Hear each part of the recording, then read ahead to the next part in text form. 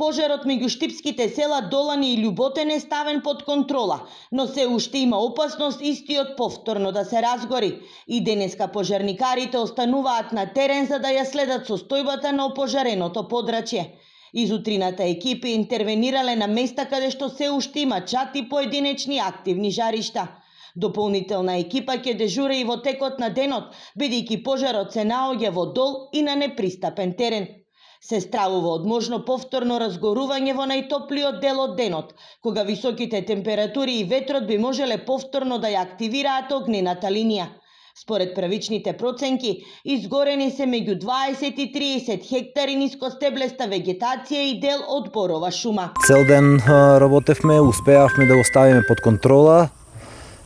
Имавме и од дирекцијата со еден авион, значи при помош, че е зафатена огромна површина, горе нискостеблеста шума, малку имаме зафанато и борова шума, но боровата шума успеавме да ја локализираме на некој начин, да спречеме на ширење на огнот. Во пожарот е повреден еден жител на селото кој се здобил со изгореници на нозете пошто веднаш бил хоспитализиран во Штипската болница. За да се спречи ширењето на огнот кон селото, со градежна и земјоделска механизација беа направени заштитни појаси околу загрозените подрачја.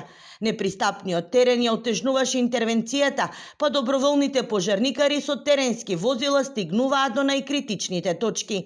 Теренот не е пристапен за камиони или за цистерни на ТППЕ, затоа ние излеговме со нашите теренски возила, тука сме присутни, под контрола го држиме.